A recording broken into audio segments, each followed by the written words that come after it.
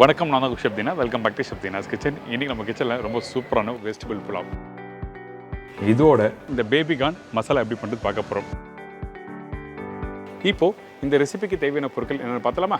Vegetable புலாவுக்கு தேவையான பொருட்கள்: basmati rice 250 gram, mix vegetable 1 bowl, அதாவது கேரட், பீன்ஸ், உருளைக்கிழங்கு, வெங்காயம் 2 நம்பர், பச்சை மிளகாய் 3 நம்பர், இஞ்சி பூண்டு பேஸ்ட் 1 டேபிள் ஸ்பூன், சீரகம் 1 டீஸ்பூன், முழு கரம் மசாலா தாளிப்புக்கு தேவையான அளவு, கொத்தமல்லி தேவையான அளவு, உப்பு டு டேஸ்ட், ஆயில் குக் பண்ணுறதுக்கு தேவையான அளவு. இதாங்க இந்த ரெசிபிக்கு தேவையான பொருட்கள். ஃபஸ்ட் நம்ம என்ன பண்ணுறோம், இந்த குக்கரில் தேவையான அளவுக்கு எண்ணெய் ஊற்றிருக்கேன். இந்த எண்ணெய் சூடான பிறகு நம்ம என்ன பண்ணுறோன்னா சீரகம் போட்டிருக்கோம். இந்த சீரகம் நல்லா பொரிஞ்சு வர டைமில் முழு கரம் மசாலா, அதாவது பேசிக்கான முழு கரம் மசாலா, பட்டை, லவங்கம், ஏலக்காய், பிரிஞ்சில் போட்டிருக்கேன். இதுக்கப்புறம் ஸ்லைஸ் பண்ணி வச்சுருக்கேன் வெங்காயம், பச்சை மிளகாய், இதெல்லாம் போட்ட பிறகு வெங்காயத்தை வதக்க ஆரம்பிக்கிறோம். இந்த வெங்காயம் வதங்குற பக்கம் என்ன கேட்டிங்கன்னா கரெக்டாக ஒரு 40 to 50% அளவுக்கு வெங்காயம் வதங்கிருக்கணும். அதுக்கு மேலே வதக்கக்கூடாது, அதே டைமில் கலர் மாறக்கூடாது. சில பேர் வெங்காயம் நல்லா வதக்கிடுவாங்க. அப்படி பண்ணினா கண்டிப்பாக இந்த வெஜிடபிள் புலாவ் ஒயிட் கலர் வராது. இதே நீங்கள் மஞ்சத்தூள்லாம் போட்டு பண்ணுறீங்கன்னா அந்த டைமில் கொஞ்சம் வெங்காயம் அதிகமாக வதங்கினாலும் தவறு எதுவுமே இல்லை. இந்த மாதிரி பக்குவத்தில் கரெக்டாக வெங்காயத்தை வதக்கி எடுத்துருங்க. இதுக்கப்புறம் இஞ்சி பூண்டு பேஸ்ட் போட்டிருக்கேன்.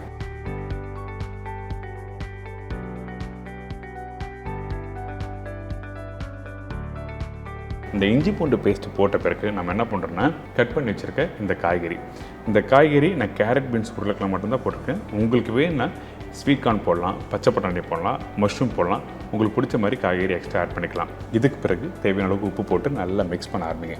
இதுக்கப்புறம் அரிசி போட போகிறேன். இந்த அரிசியை எப்போ ஊற வச்சேன்னு கேட்டேன்னா கரெக்டாக இந்த ரெசிபி ஸ்டார்ட் பண்ணுறதுக்கு முன்னாடி 20 to 25 நிமிஷத்துக்கு முன்னாடி ஊற வச்சுருக்கேன். அரிசி ஊற வைக்கிறது பக்கம் ரொம்ப இம்பார்ட்டன்ட். நான் எல்லா ரெசிபியும் சொல்கிறேன்.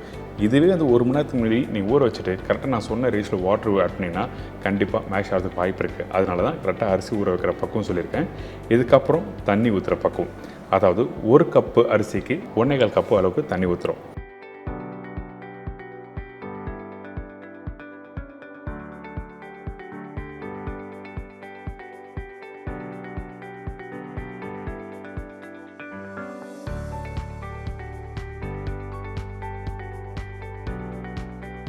இந்த தண்ணி ஊற்றின பிறகு மேலோட்டமாக அப்படியே நல்லா மிக்ஸ் பண்ணுங்கள்.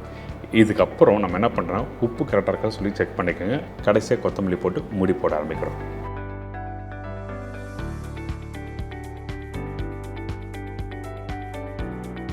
இந்த மூடி போட்ட பிறகு எவ்வளோ நேரம் விசில் விடணும்னு கேட்டிங்கன்னா கரெக்டாக 3 விசில் மீடியமான ஃப்ளேம் வச்சு விடுங்க. அதுக்கப்புறம் ஓப்பன் பண்ணி பார்த்தீங்கன்னா ஒரு அருமையான வெஜிடபிள் புலாவ் ரெடி.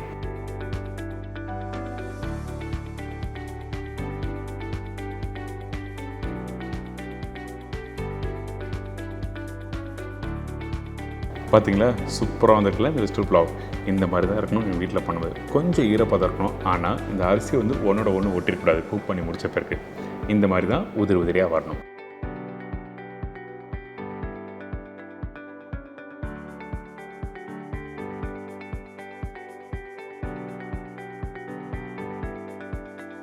இது தொடர்ந்து ஒரு சூப்பரான இந்த பேபி கார்ன் மசாலா எப்படி பண்ணுறது பார்க்க போகிறோம். இப்போ இந்த டிஷ்ஷுக்கு தேவையான பொருட்கள் பார்த்தலாம். பேபி கார்ன் 2 பேக்கெட், அதாவது 250 கிராம், வெங்காயம் 2 நம்பர், தக்காளி 3 நம்பர், பொடிசை நறுக்கிய பூண்டு 1 டேபிள் ஸ்பூன், இஞ்சி பூண்டு பேஸ்ட் 1 டீஸ்பூன், சீரகம் 1/4 டீஸ்பூன், மஞ்சத்தூள் சிறிதளவு, Kashmiri chilli powder 1 table spoon, தனியா பவுடர் 1 டேபிள் ஸ்பூன், சீரகம் பவுடர் 1/4 டீஸ்பூன், காய்ந்த மிளகாய் 3 to 4 number, butter 1 table spoon, முந்திரி பருப்பு 15 to 20 நம்பர், கொத்தமல்லி தேவையான அளவு, உப்பு தேவைக்கேற்ற, ரீஃபைண்ட் ஆயில் குக் பண்ணுறதுக்கு தேவையான அளவு. இதாங்க இந்த ப்ரிப்பரேஷன் தேவையான பொருட்கள். இந்த பேபி கார்ன் மசாலா பண்ணுற போகிற சொன்னோம் பார்த்தீங்களா, அதுக்கு நம்ம என்ன பண்ணுறோம், கொதிக்கிற தண்ணியில் கட் பண்ணி வச்சுருக்க இந்த பேபி கார்னை போட்டிருக்கோம். இந்த பேபி கார்ன் கட் பண்ணும்போது டைமண்ட் ஷேப்பில் கட் பண்ணி போட்டிருக்கேன். அதே டைமில் உப்பு தேவையான அளவுக்கு போட்டிருக்கோம். போட்ட பிறகு கரெக்டாக 50% அளவுக்கு பாயில் பண்ணி எடுத்துருங்க. வெல்டன் பண்ண வேண்டாம், திருப்பி நம்ம குக் பண்ண போகிறோம்.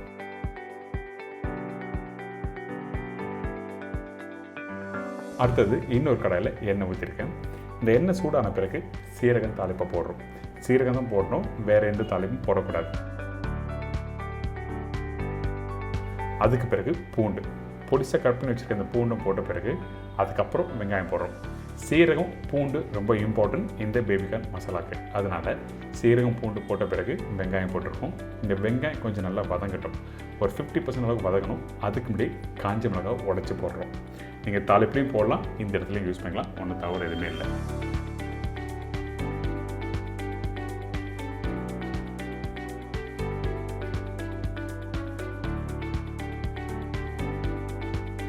இந்த வெங்காயம் நல்லா வதங்கி வர டைமில் இஞ்சி பூண்டு பேஸ்ட்டு போட்டிருக்கோம். இஞ்சி பூண்டு பேஸ்ட் 1 டீஸ்பூன் தான் போடணும், 1 டேபிள் ஸ்பூன் போடக்கூடாது. ஏன் கேட்டிங்கன்னா பூண்டு ஆல்ரெடி நம்ம யூஸ் பண்ணியிருக்கோம், அதனால தான் 1 டீஸ்பூன் சொல்லியிருக்கேன். இதுக்கப்புறம் கட் பண்ணி வச்சுருக்க தக்காளியோட அளவு கொஞ்சம் அதிகமாக இருக்கும். ஏன் கேட்டிங்கன்னா இந்த ஸ்மூத்தான கிரேவி கொடுக்கறதுக்கு தக்காளி இருந்தால் தான் கரெக்டாக இருக்கும்.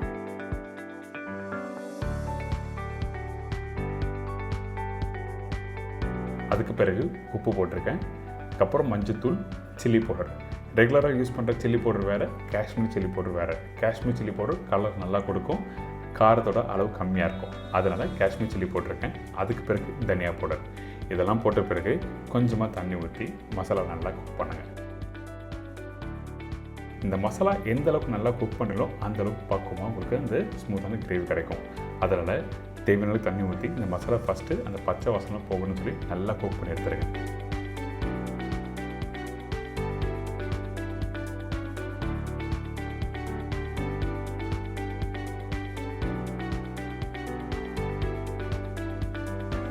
இதுக்கு பிறகு அரைச்சி வச்சுருக்க முந்திரி பேஸ்ட்டு. முந்திரி 1/2 உள்ள முந்திரி தான் நான் சொல்லியிருக்கேன். அந்த முந்திரியை நல்லா ஃபைன் பேஸ்ட்டாக அரைச்சிருங்க. இது போட்ட பிறகு நம்ம என்ன பண்ணுறோம், இந்த மசாலாவோட சேர்த்து குக் பண்ணுறோம்.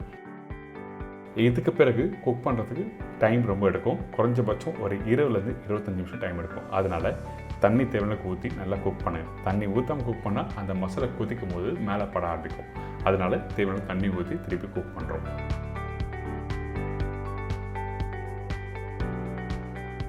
இந்த மசாலா இப்போ ஆல்மோஸ்ட் ரெடி ஆகிடுச்சு. இதுக்கு பிறகு நம்ம என்ன பண்ணுறோம் கேட்டிங்கன்னா, ஏற்கனவே பாயில் பண்ணி வச்சுருக்கேன் இந்த பேபிக்கான இந்த ஸ்டேஜில் போடுறோம். திருப்பி தண்ணி ஊற்றி கொஞ்சமாக கொத்தமல்லி போட்டு நல்லா குக் பண்ணுங்கள்.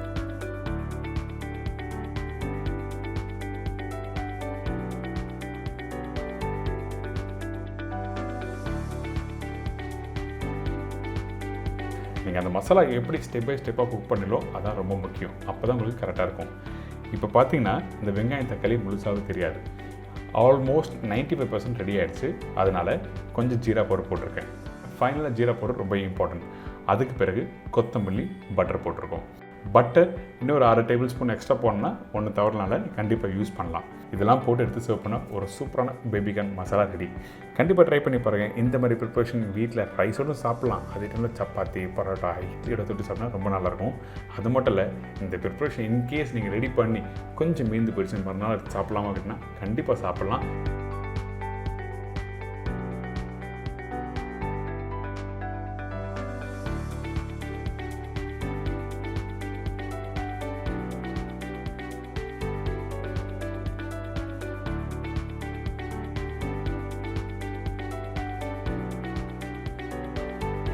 இன்றைக்கி ஒரு டிஃப்ரெண்ட் ஸ்டைலில் இந்த மெத்தட் எப்படி பண்ணணும்னு சொல்லி கொடுத்துருக்கேன்.